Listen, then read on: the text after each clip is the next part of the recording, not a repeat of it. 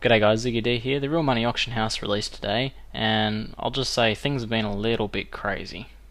Basically, it's the first day, everyone's caught up in the excitement, and people have been listing for things for way above what they're worth, and people have been paying for. I've seen sold items for $100 or something that will be useless to them in 2 weeks' time, and it's just like how you spend your money is up to you, and everyone has a different value attached to their money, and maybe they value their time more, and buying a better item is worth it for them. But I don't want anyone to get caught out buying something that is going to turn out to be useless in a week's time just because they don't realize.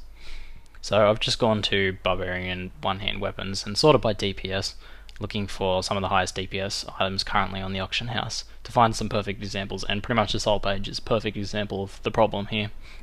Now this is like really high DPS here, 1272 DPS. It's a good weapon, but DPS is going to be the thing that's going to depreciate the most over the coming weeks, as higher DPS items going to drop and people will start needing different affixes more than just pure DPS. At the moment, pure DPS is very popular, and that's why people are gunning for these sorts of weapons, but it's just not going to be worth it in the long run. You will eventually find an upgrade for this, and despite the extremely high DPS on this item, it is a rip-off. Now, something else you should be aware of in general is just that pretty much for this first week, and especially on the first few days, everything is going to be way overpriced.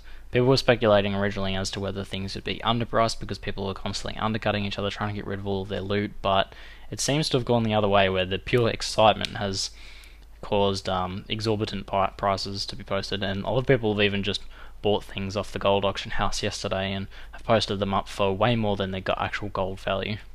Now that leads nicely into the next point about the actual gold value of items, and if you're paying more in dollars than the actual gold value of the item, then you're clearly being ripped off, and a lot of people I'm finding are doing that.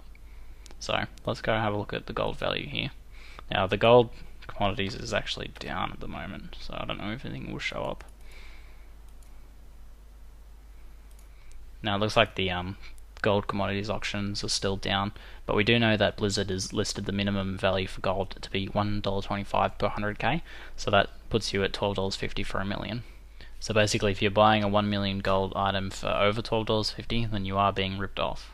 So then what's my final advice for you as a seller or as a buyer?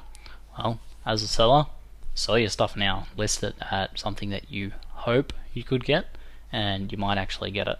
So if you have a few uniques sitting around, mid-level, high-level uniques, level 60 items sitting around, put them up for $50 or something like that. You never know. People are going pretty nuts at the moment, and I've seen people pay $250 for average storm shields and other unique rings and stuff like that.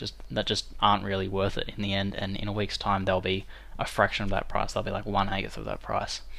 Now, as a buyer, on the other hand, I highly recommend that you wait at least a week before sort of judging the prices on anything. If you have a lot of money though and not much time, and you feel like you do want to buy something, then have fun. The main thing should be having fun.